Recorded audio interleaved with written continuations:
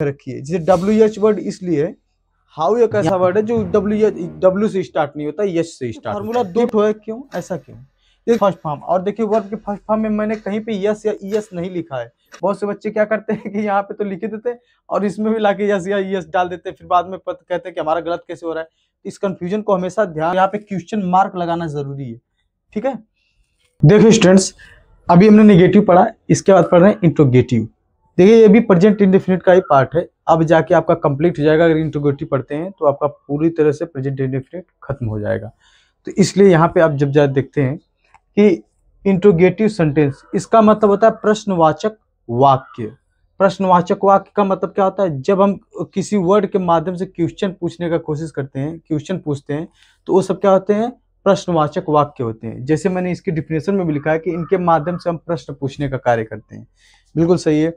और प्रश्न पूछने के कार्य के लिए कुछ ना कुछ शब्द होगा। जैसे नेगेटिव बनाने के लिए हमारे पास एक शब्द था, नहीं। आप नहीं जब लगा देते तो नेगेटिव बन जाता है ना। उसी तरह से आपको यहाँ पे कुछ वर्ड्स की आवश्यकता पड़ेगी जिससे कि आप इंट्रोगेटिव बना पाएंगे। इसीलिए मैंने यहाँ पे आपको लिख के दिखाया है क्वेश्चन वर्ड्स।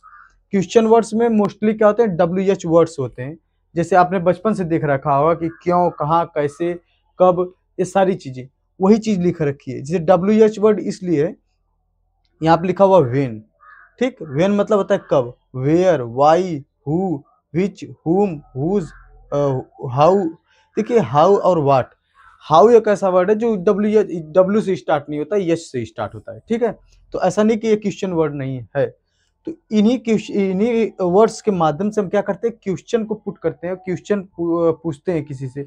आप बिल्कुल सही है। अब जैसे कोई भी आपसे कुछ पूछेगा कि आप कितने में पढ़ते हैं, है ना, आप किस क्लास में पढ़ते हैं, कि आप क्या करते हैं, आप कहाँ जाते हैं, ये सारी चीजें अगर पूछना होगा तो इन्हीं वर्ड्स के माध्यम से हम लोग क्वेश्चन पूछते हैं। तो इसको अच्छे से नोट्स बना सकते हैं आप, ठीक। लेकिन अब इधर आते हैं, जरा इसका रूल देखना पड़ेगा आपको, ठीक।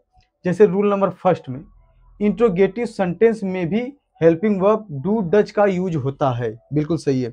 आप जैसे सेंटेंस सिंपल था, पॉजिटिव था, तो आप उसमें क्या करते थे कि डायरेक्ट सब्जेक्ट रखते थे, वर्ब रखते थे, काम खत्म कर देते, यस या ईएस लगाकर।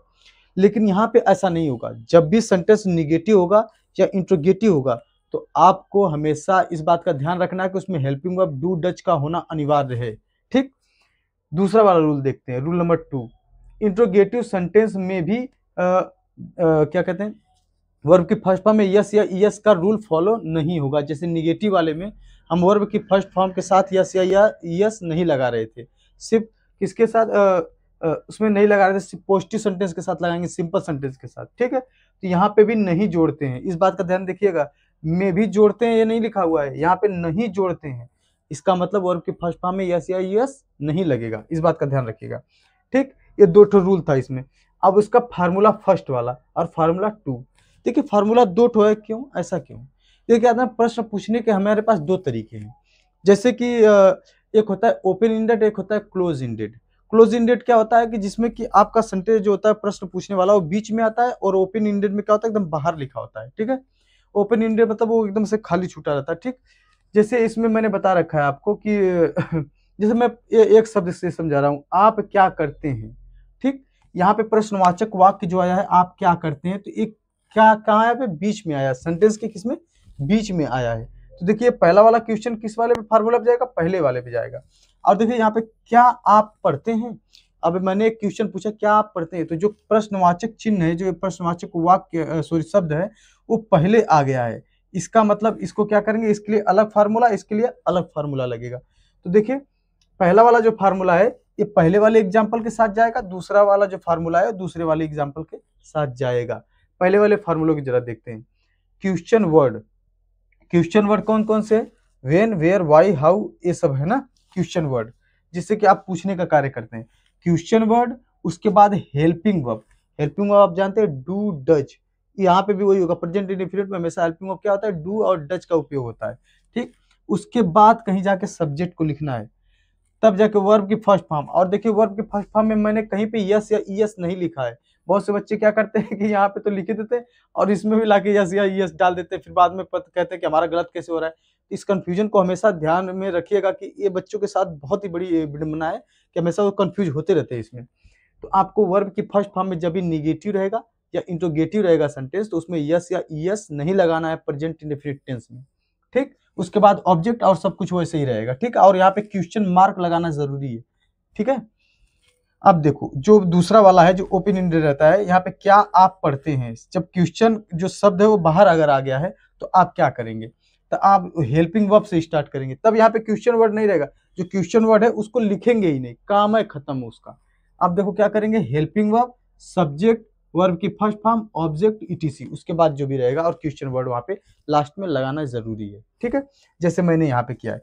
तो इंग्लिश जब इसका बनाएंगे तो पहले क्या करेंगे, सपोज कि मैं पहले वाले का बना रहा हूँ, यहाँ पे ध्यान से देखिएगा, पहले वाले का तो क्वेश्चन वर्ड है, तो पहला क्या लिखेंगे, क्या का इंग्लिश क्या होता है, वाट, वाट।